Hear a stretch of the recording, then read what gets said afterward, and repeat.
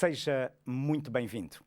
Estamos juntos para mais um encontro desta semana especial de Páscoa, aqui na Novo Tempo Portugal, em que exploramos juntos o tema O Amor Vive.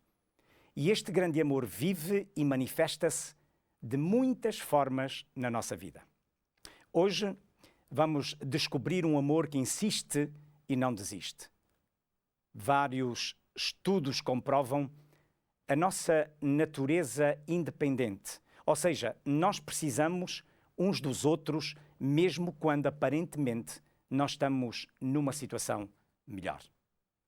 Quando ajudamos os outros e não desistimos, quando nos doamos ao semelhante, nós mesmos somos beneficiados com altos níveis de dopamina e serotonina, que são as hormonas da felicidade, com a melhoria da autoestima, um espírito mais positivo, entusiasmo, uma melhor qualidade de vida, tornamo-nos mais fortes e acabamos por motivar os que estão ao nosso redor a fazer o mesmo. Meu querido amigo, minha querida amiga, o capítulo 15 do livro de Lucas é muito familiar para nós e mostra várias facetas do imenso amor e graça do nosso Senhor Jesus Cristo. Sabe, ali vemos que o amor de Deus surpreende sempre as pessoas com a sua forma de demonstrar o seu cuidado e carinho por aqueles que viviam à margem da sociedade da sua época. Por exemplo, os fariseus, no tempo de Jesus, encaravam a religião com muita seriedade. Eles queriam viver de acordo com os padrões mais elevados, ao ponto de o pecado se tornar tão repugnante que eles não podiam sequer suportar os pecadores. E assim eles viviam e associavam-se quase exclusivamente com pessoas do mesmo tipo. Qual era o problema? Bom, o problema é que só existem pecadores. Ouviu bem o que eu disse? Só existem pecadores. E por isso não é de estranhar, portanto, que os fariseus não conseguiam compreender Jesus. Dizem os evangelhos que exatamente aproximavam-se de Jesus, olhem que interessante, todos os publicanos e pecadores para o ouvir. E murmuravam os fariseus e os escribas, dizendo. Nós encontramos isso exatamente em Lucas, no capítulo 15, no versículo 1. E diz que este recebe pecadores e come com eles. Que coisa extraordinária. Ora, receber pecadores e comer com eles significava uma relação íntima com essa classe de gente que não merecia o respeito das autoridades espirituais. Os fariseus, eles não conseguiam, nem podiam entender esse comportamento de Jesus. Eu até diria que, para dizer a verdade, Jesus não só respeitava os desprezados, como ele tornava-se amigo deles. Eu gosto desta ideia, como ele se tornava amigo deles. Repare que, no fundo, é isto que Jesus pretende consigo e comigo, tornar-se nosso amigo. Fazer um favor é uma gentileza, mas repare que tornar-se amigo e jantar com esses desprezados já era demais. E isto não parecia lógico para a mentalidade dos fariseus.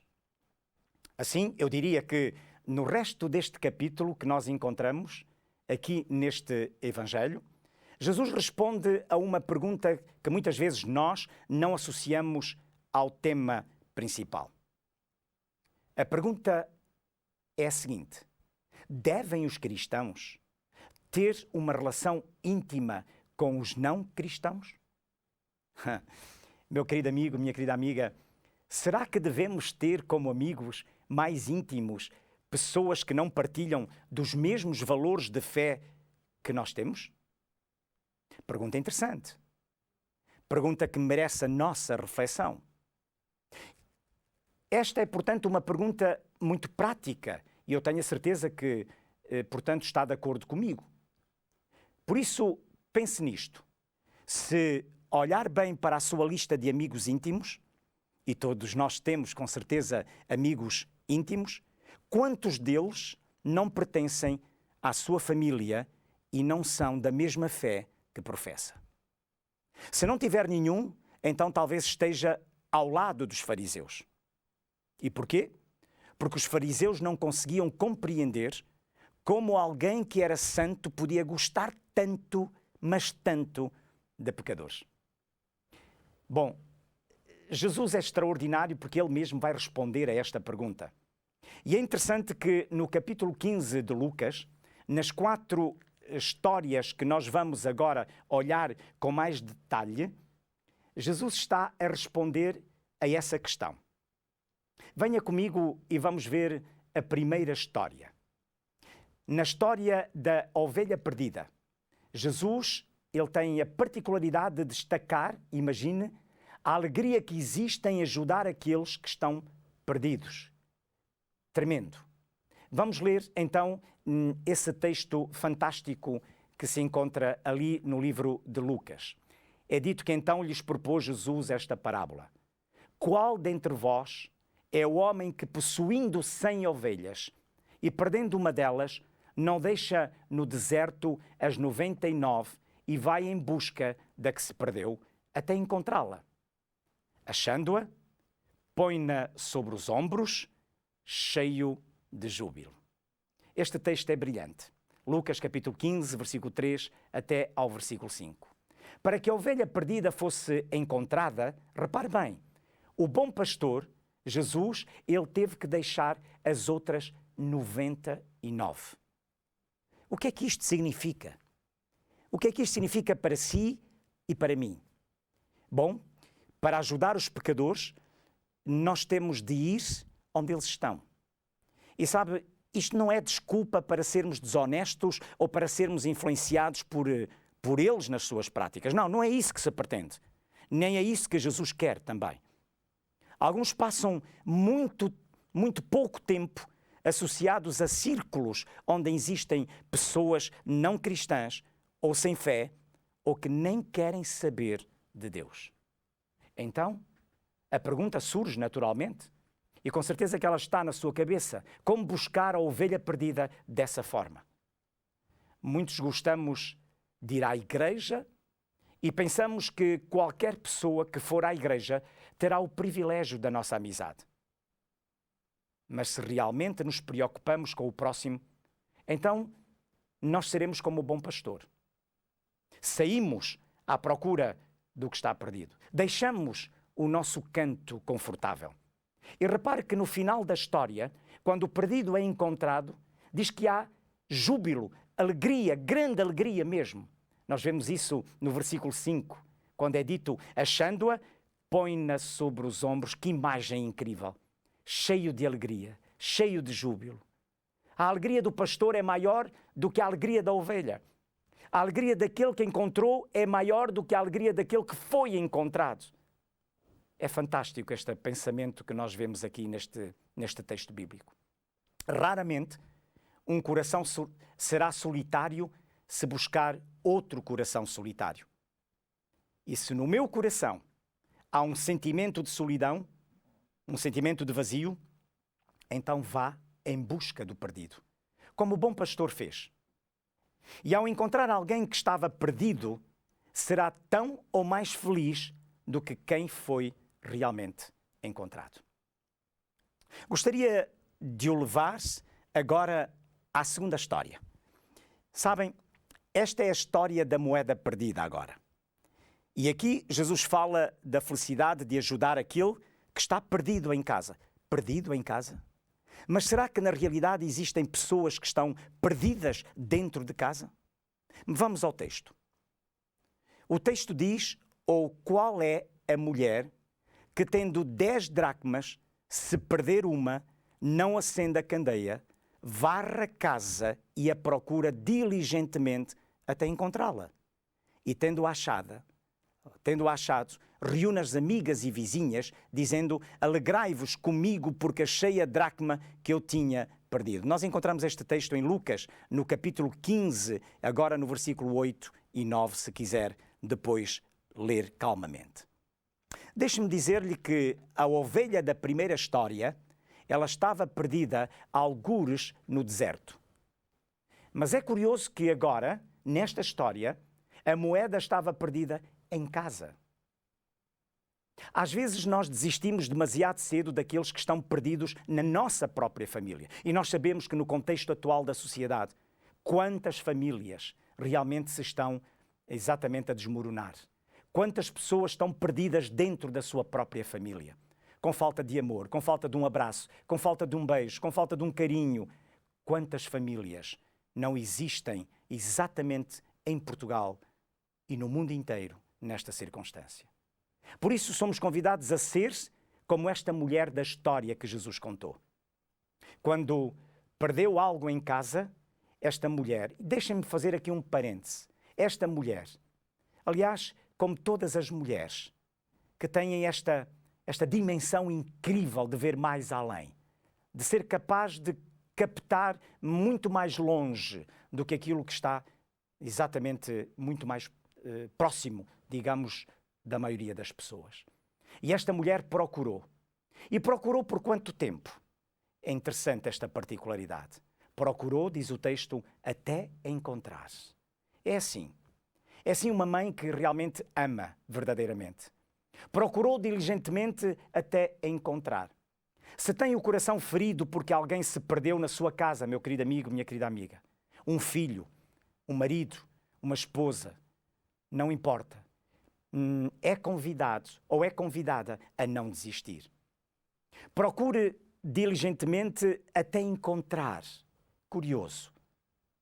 Será que os perdidos na sua própria casa, da sua família ou até da sua igreja sabem quão importante é a vida deles para si? Pois é verdade, amigo. Eles sabem que são merecedores das suas orações. Se calhar sabem que eles são merecedores das suas orações durante muitos anos. Será que têm orado por essas pessoas, por esse filho que está perdido, por esse marido que está à beira exatamente de pedir um divórcio? Ou por essa esposa que está exatamente a ponto de tomar decisões de ruptura no seu matrimónio? Será que desistimos demasiado cedo dos nossos vizinhos? Será que eles nos conhecem?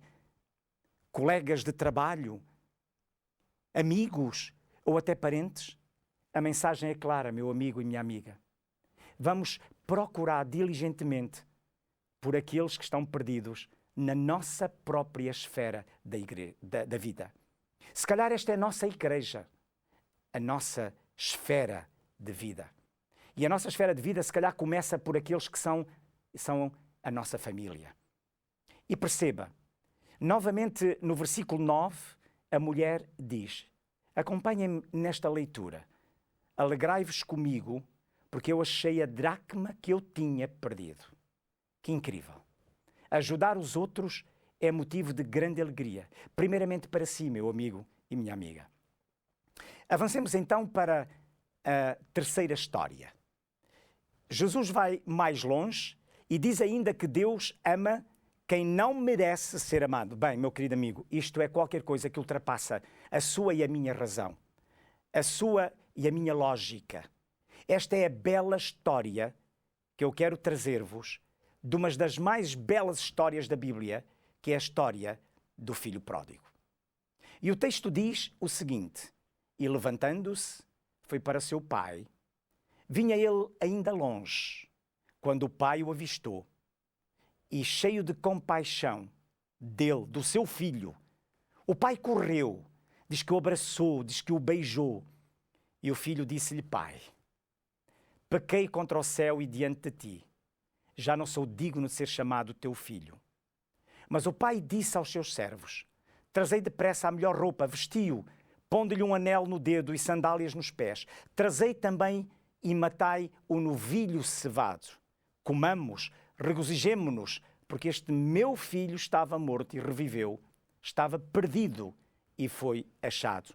E começaram a regozijar-se. Nós estamos agora em Lucas, para aqueles que quiserem identificar, em Lucas no capítulo 15, desde os versículos 20 até ao versículo 24. Meu querido amigo, minha querida amiga, entre tantos pontos que poderiam ser destacados nesta história, nós vamos escolher apenas um. E não é porque seja o mais importante ou menos importante do que os outros, ou que os outros sejam menos importantes, não. É uma questão apenas de trazer um aspecto, uma particularidade desta história. E para mim, é qualquer coisa de extraordinário.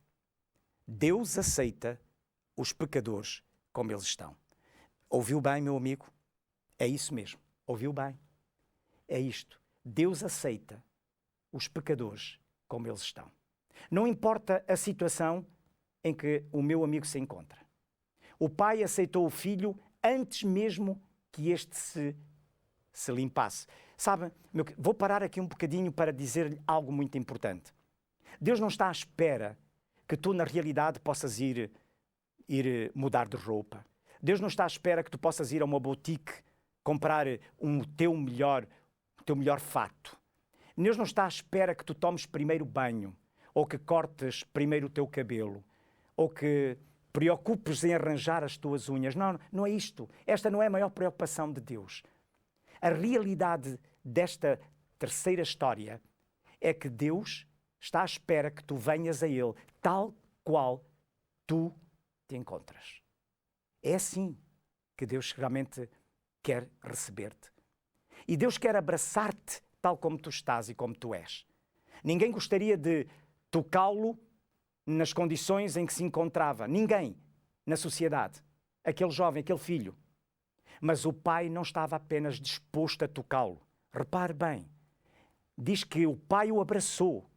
O pai correu, beijou-o, porque os pais aceitam os filhos como eles estão. Às vezes nós damos a impressão de que somos mais direcionados para o que achamos ser o bem do que direcionados para Deus. Gostamos daquilo que é bom e não há nada mal nisso. Somos até atraídos por isso e nós queremos estar com pessoas que são boas. Não há problema nenhum com isso. Contudo, deixe-me dizer-lhe, não seremos avaliados pela forma como tratamos as pessoas boas, mas pela maneira como tratamos as pessoas ditas más. O teste do seu amor, meu querido amigo e minha querida amiga, seja pai, seja mãe, seja o que for, um irmão ou uma irmã, o teste do seu amor é a sua atitude para com as pessoas por quem não sente atração. Estou-me a fazer entender. É muito importante dizer outra vez isto. Por quem não sentimos atração. A sua experiência cristã, minha querida amiga e meu querido amigo, independentemente da religião que possa ter, é demonstrada pela forma como trata as pessoas que pensam de maneira diferente da sua. E repare novamente no que se repete nesta história. Nós terminamos com a alegria do encontro. No versículo 24 diz, e começaram a regozijar-se. Finalmente nós vamos agora à história número 4, à quarta história. E nesta história Jesus ensinou que aqueles que não amam, diz que eles estão perdidos. E o texto bíblico diz, ora, o filho mais velho estivera no campo. E quando voltava ao aproximar-se da casa, diz que ouviu a música e exatamente as danças. Esse texto encontra-se no capítulo 15 do Evangelho de Lucas e no versículo 25. Continuamos dentro, exatamente, repare, da parábola do filho pródigo. Mas temos aqui a história do filho mais velho. Afinal, o filho mais velho, do amorável pai, não era assim tão amorável. Ele estava no campo, diz o texto bíblico. E quando voltou à noite para casa, diz que ele ouviu músicas, que ouviu danças. Ou seja, ele constatou que havia uma celebração porque o filho pródigo, ele tinha regressado. O filho que tinha partido para longe, ele tinha regressado. E o filho mais velho estava no campo. É interessante exatamente esta situação. Repare que o filho mais velho estava no campo. Não era preguiçoso. Ele estava ativo na obra do seu pai. Se quiser, eu até lhe posso dizer que ele não estava simplesmente na igreja, mas trabalhava na igreja Contudo, ele não sabia amar. Que curioso. Mas o mais importante é que o seu pecado era sentir-se superior. Sim, superior ao irmão mais novo e até superior ao pai. É interessante que aqueles que guardam os mandamentos de Deus e têm o testemunho de Jesus, muitas vezes enfrentam a tentação de se sentirem superiores sem perceber que um sentimento de superioridade é sempre um problema espiritual. O maior deles, diria até mesmo. Se Satanás sussurrar ao seu coração que de alguma forma você é superior, meu amigo, eu quero convidá-lo e dizer-lhe que caia imediatamente de joelhos. E por favor, diga a Deus: Senhor, não permitas que eu seja como o filho mais velho desta parábola. Porque às vezes nós não percebemos que aquele que estava mais perto do lar era quem estava de facto mais longe do Pai.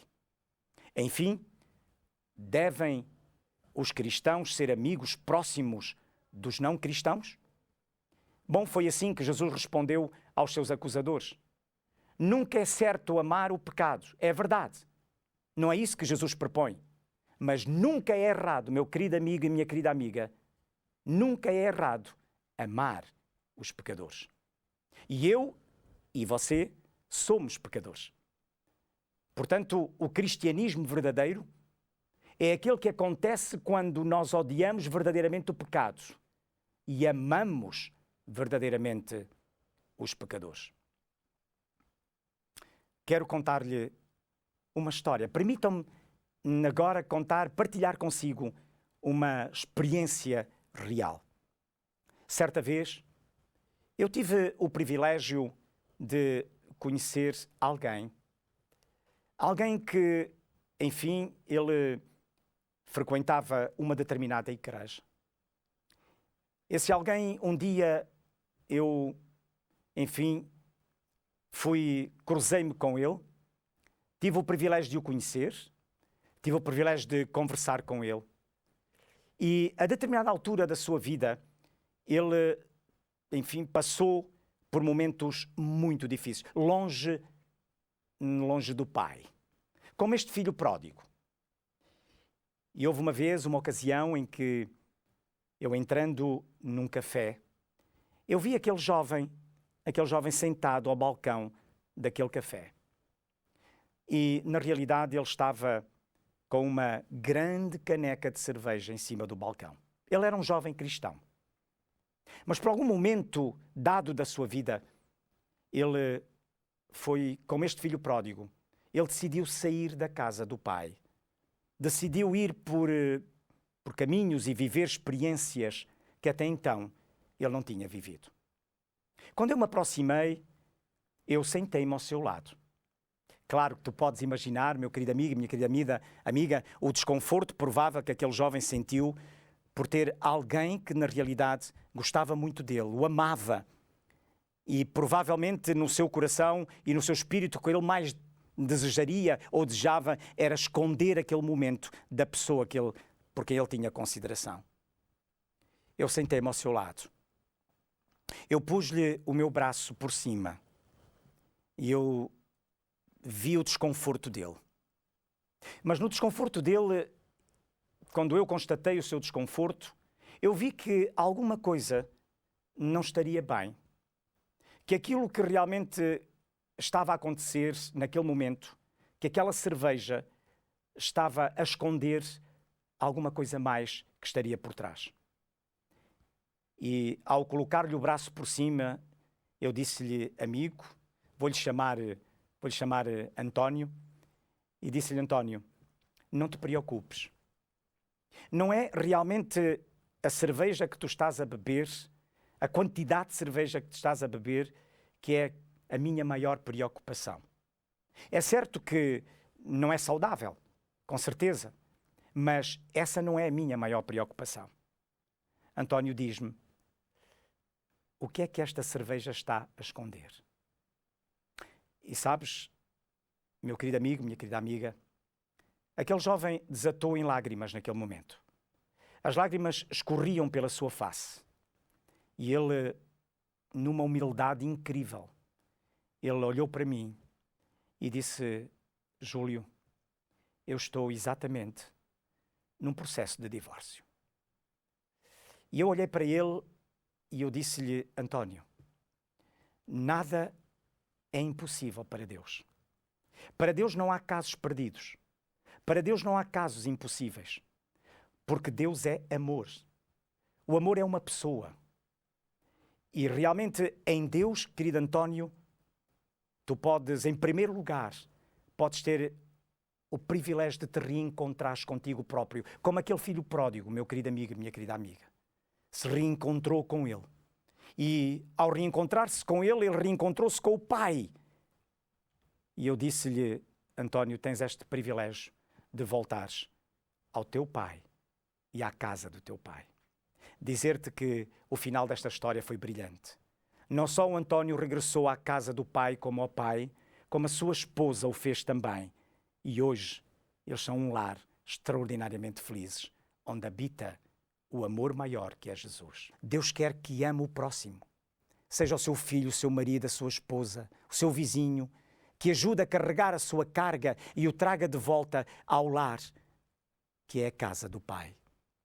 E nesse sentido eu quero lhe deixar 3 dicas ou 3 propostas para o ajudar a amar mais, a insistir e a nunca desistir. Em primeiro lugar, encontre alguém que não seja fácil de amar para si. Encontre alguém que seja diferente de si e peça a Deus que o ajude a aproximar-se dessa pessoa. Saia do seu caminho habitual, do seu conforto, tal como fez o bom pastor para ajudar o perdido. Abra mão dos seus interesses pessoais e estenda a mão para ajudar o próximo, não importa qual seja o seu próximo. Ore sinceramente a este respeito e diga a Deus: Senhor, se há um filho perdido, que à semelhança do filho pródigo quer vir a Jesus, que quer voltar para casa, que está no mundo à procura de liberdade, mostra-me a carga que queres que eu carregue para ajudar essa pessoa com amor. Que propostas extraordinárias. Nesse sentido, eu gostaria de lhe deixar ou fazer uma pergunta. Quer conhecer mais a fundo estas verdades? Pois bem, deixe-me dizer que nós temos um guia de estudo da Bíblia para lhe oferecer. Esta extraordinária revista Eu Creio. Trata-se de um manual que o vai ajudar a explorar o fantástico conhecimento e maravilhoso conhecimento da Palavra de Deus. Para o receber de forma gratuita em sua casa, é muito simples. Basta enviar-nos uma mensagem para o número 933-939291. Eu vou repetir o número que está a passar neste momento no rodapé, em que é o seguinte: 933-939291. Para isso, basta escrever Eu Creio e nós imediatamente entraremos em contacto consigo. Minha querida amiga, meu querido amigo, muito obrigado pela sua companhia. Nós voltamos amanhã para mais um encontro sobre o amor que vive. Até lá, deixo-lhe um forte abraço, na certeza de que nos voltaremos a encontrar e que Deus o abençoe.